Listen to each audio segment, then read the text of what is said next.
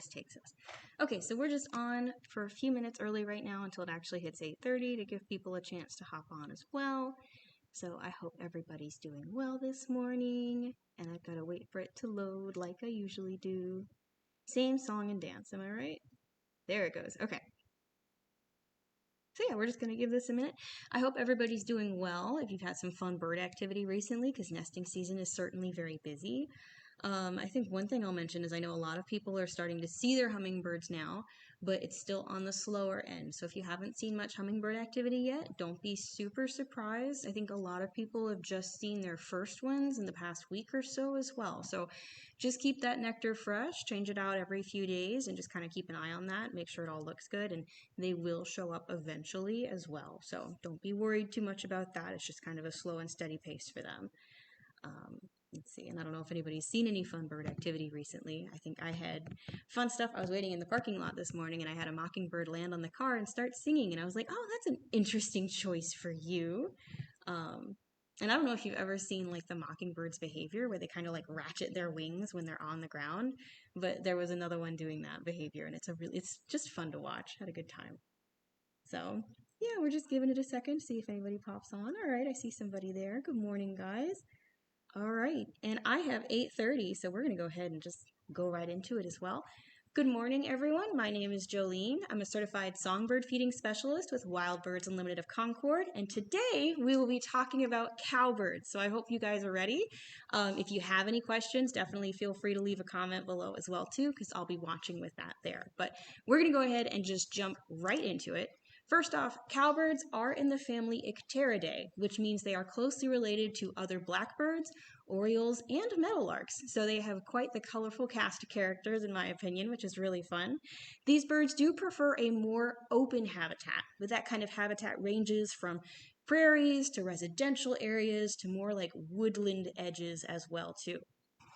If we look at their range map here, we can see for North Carolina, we are in their year-round range. That's the purple color all on this map.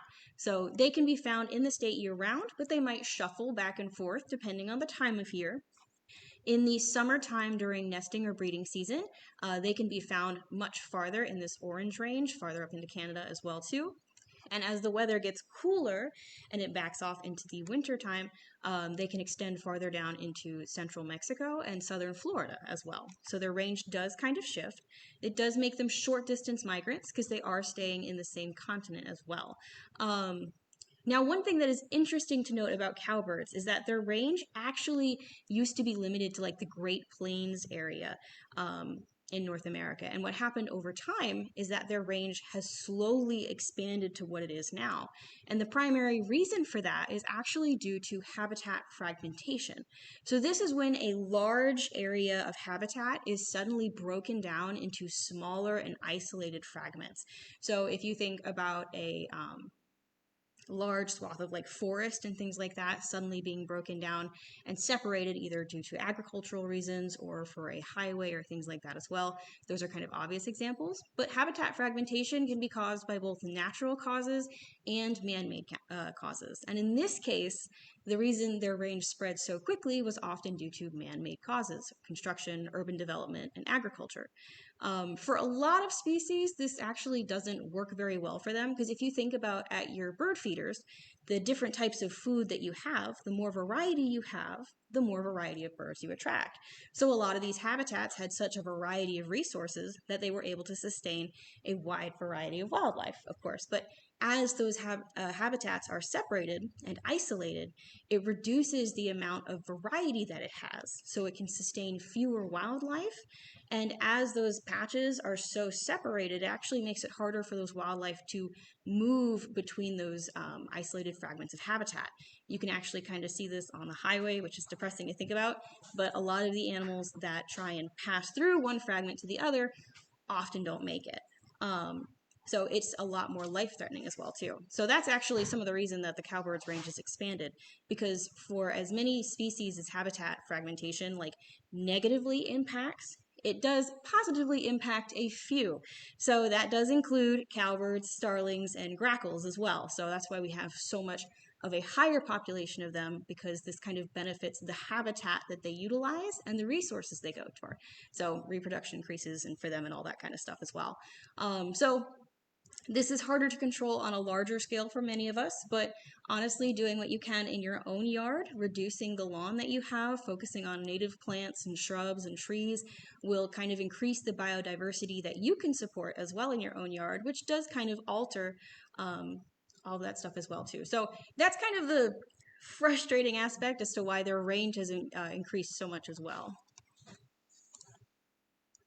Now, when it comes to the identification of cowbirds, knowing their shape is very important, because sometimes, depending on lighting, you won't always get the colors quite right. So for these birds, it's important to remember they have a thick conical bill. Their body shape is more of a stocky kind, so they don't have too much of a neck right there. And while they aren't quite golf ball shaped, they're definitely kind of more stocky in that kind of sense. And they do also have a shorter tail. It's not incredibly long, and it doesn't hide by the wings, but it just kind of points out just a little bit farther as well. So the beak shape, I find, is the most distinctive part of their shape, and that actually helps me identify most of the cowbirds if I don't see their colors very well. But if you do get a good look at the colors, males are exactly as their namesake. They have a brown head and a black body that is often kind of somewhat iridescent in the sun, which is a lot of fun. And the females are probably the most indescript brown bird I have ever seen, in the sense of there's not much streaking. It's very subtle. The wings are a darker brown, and then you can have kind of a lighter brown on the head and the belly as well too. So for the female cowbirds, just with how plain they are, kind of gives them away, but it can be a little bit hard if you don't know what to look for. So again, paying attention to that beak shape can be very helpful. Now, the song you'll often hear from the males, it is a thin sliding whistle. It kind of like bubbles at first and it kind of slides up, which is a lot of fun. And while it's a short song, it's often accompanied by like the ruffling of feathers. So it's kind of a full body action, which makes it a little bit easier to identify. We'll see a video of that later, but this is what their song sounds like. So just kind of that bubble noise and a thin whistle.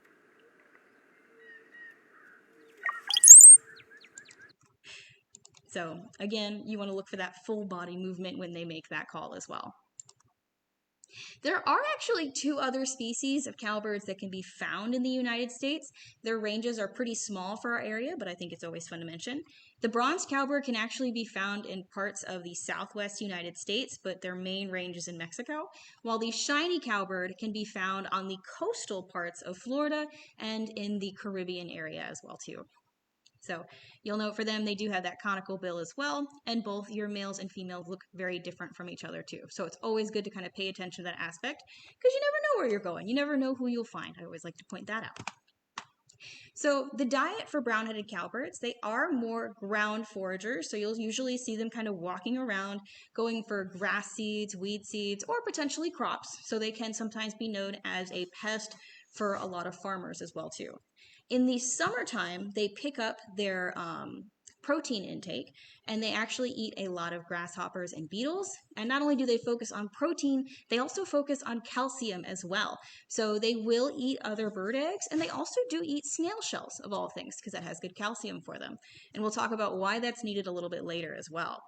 The reason the cowbirds actually got their name was due to their foraging strategy, where a lot of times when they were first kind of discovered or paid attention to, they would be found following bison, cows, or horses and going after the insects that those animals kind of stirred up. Of course, sometimes they'll go for the seeds and everything that gets stuck in their hair as well, so you never know. But that's actually kind of how they got their name, is because they followed those animals.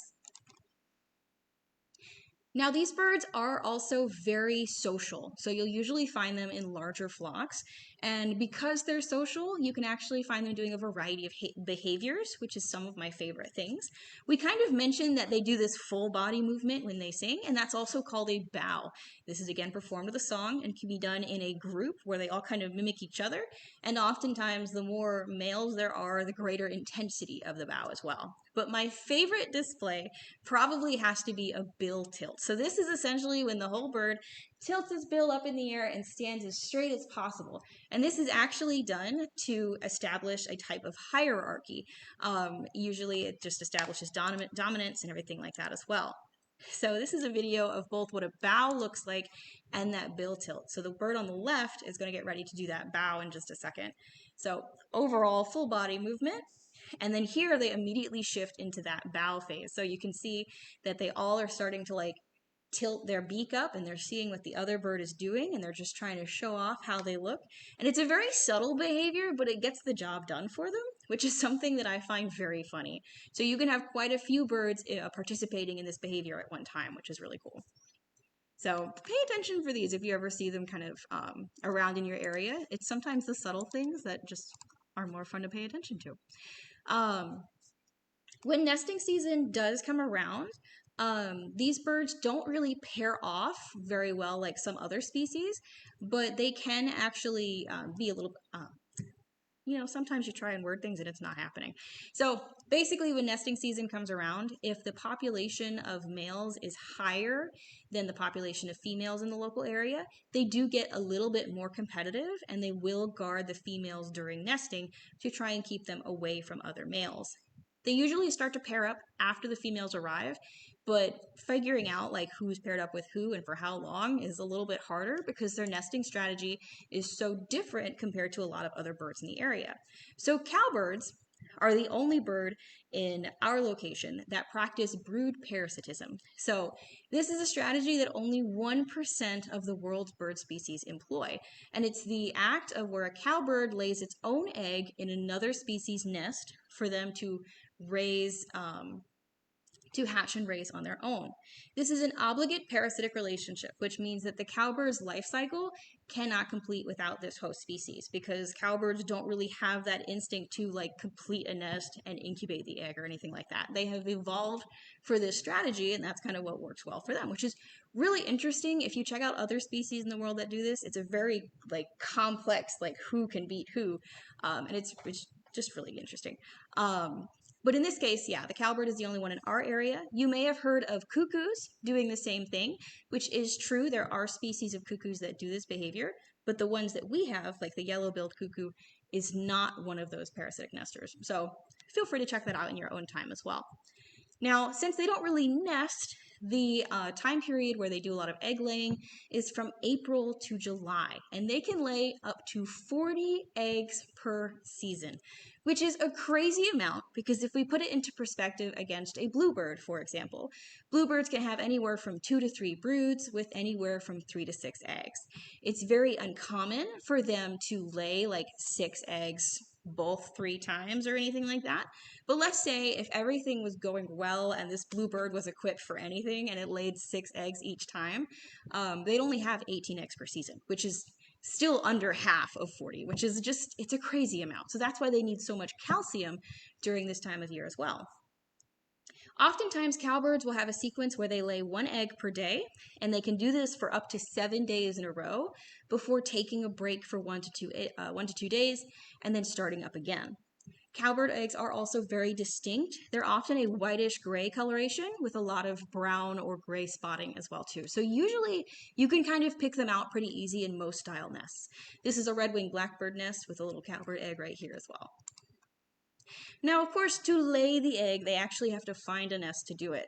So these birds are actually very good at observation. There's 3 different strategies that they'll use to kind of find these nesting sites. The first 2 involve kind of either perching quietly or walking around and watching the movement of other birds, see if they notice any nest building activity going on in the area. The third can be a little bit more aggressive because they'll actually start to move around in short flights and they'll kind of flap loudly in vegetation to make a lot of noise. This is in the hopes of flushing potential like hosts or other birds from their nest to give away their nesting site. So there's a lot of different strategies they use there. If they do, or whenever they do find a nest, they often lay their eggs. It can take under 2 minutes. They sometimes do evict host eggs from the nest in order to make room for their own egg. So it just kind of depends. Each situation is treated differently there as well. But often they are laid with other eggs in the nest already, or as they're about to get started. Now, cowbirds are generalists, which means they don't stick with just one host species and they're not dependent on just, one species for their entire survival. They have up to 220 different host species, and this ranges in size drastically from birds such as kinglets, who are about the size of chickadees, all the way up to meadowlarks, which are a little bit larger than robins. Their primary host are red-winged blackbirds due to the fact of their population being really high as well, and because they have a lot of similarities. And then their other top hosts include warblers, vireos, flycatchers, and sparrows.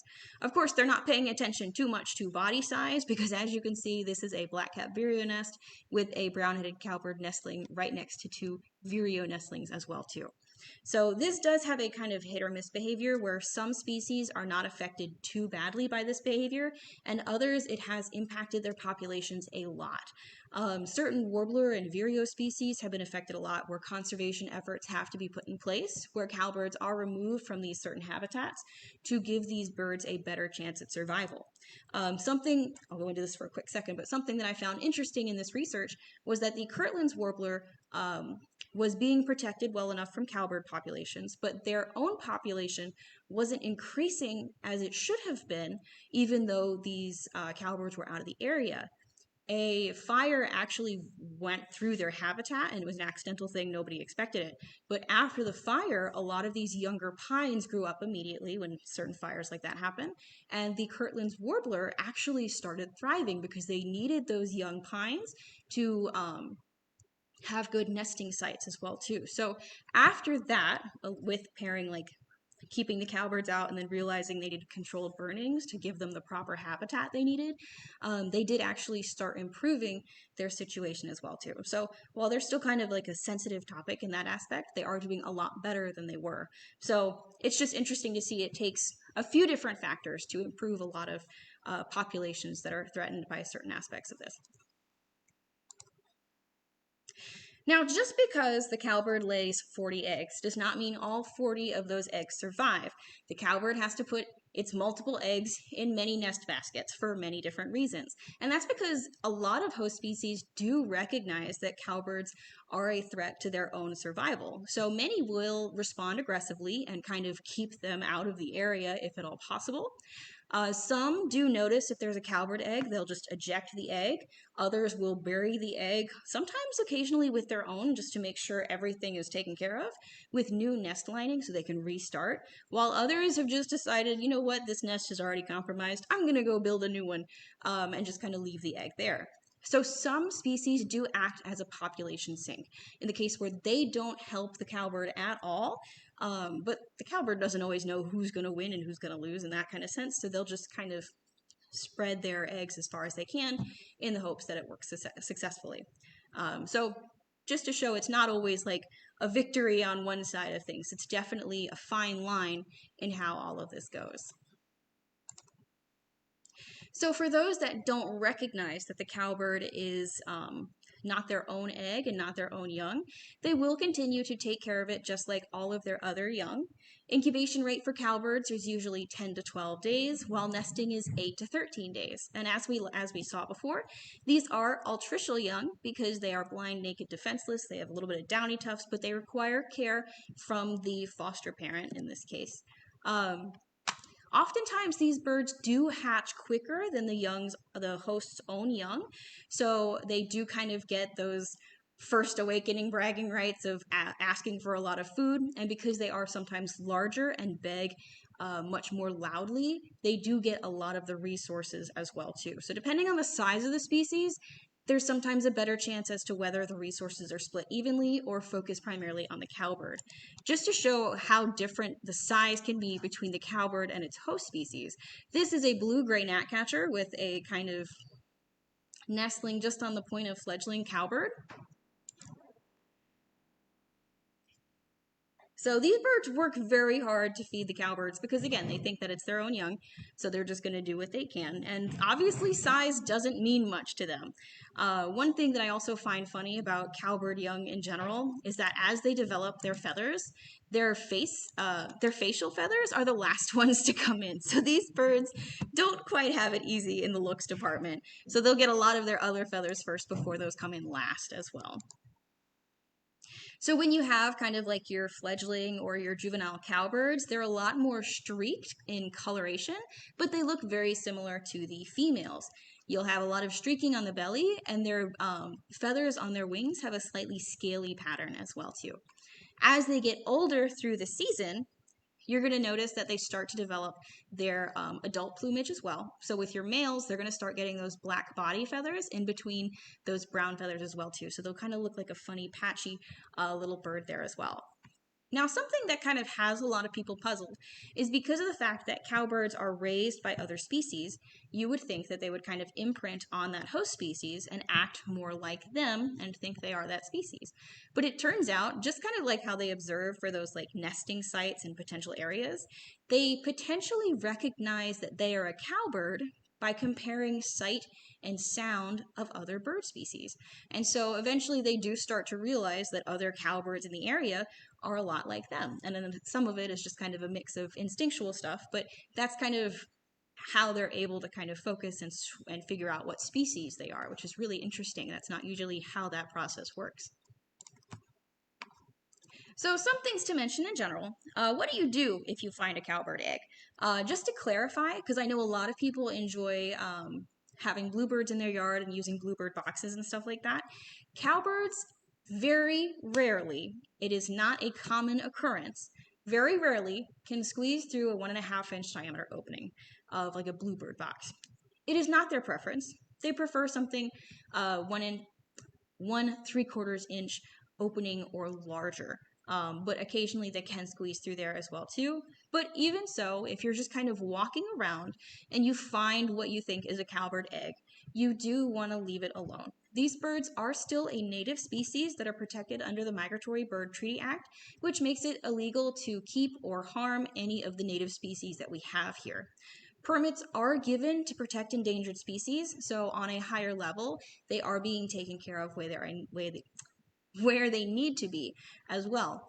And also, by removing eggs, this can cause a few different factors. Sometimes, because the birds notice that an egg is gone, they could potentially desert the nest, because again, they may think it's their own egg. And if the cowbird ever returns to an area and sees that their egg is gone, sometimes that can mean that they could potentially harm the host's egg, own eggs, or anything like that as well, and do more damage than if it was left alone in the first place. So honestly, it's better to just kind of leave those eggs alone, let nature take its course, because you never know if it's actually going to survive or not as well too.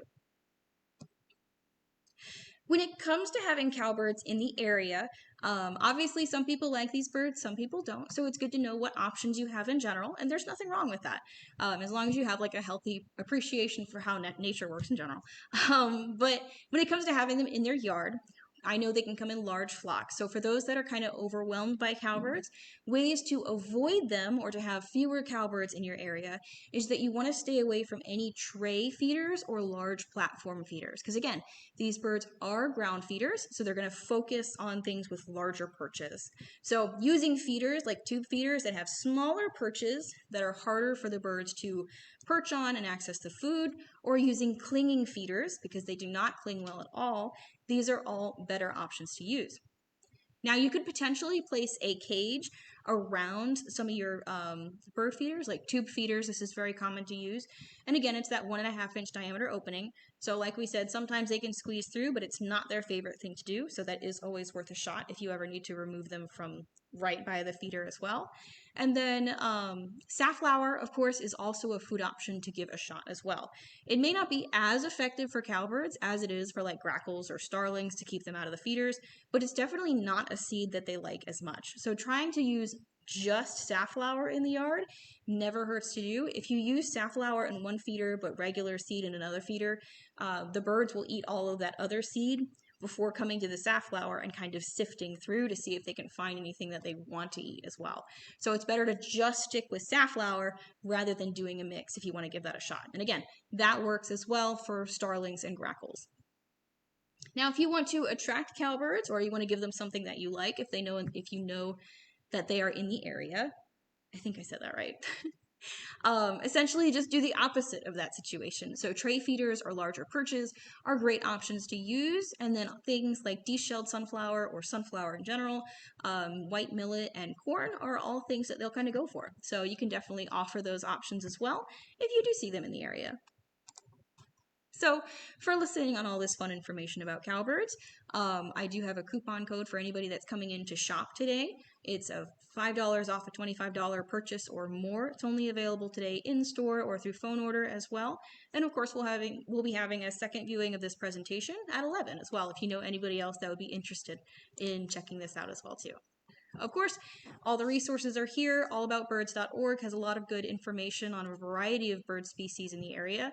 Macaulay Library, if I'm pronouncing that right, I realize I don't know if I do, is where anybody can post a lot of videos, audio, and photo of bird species around the world. So it just gives you a better look at birds you may have never seen before.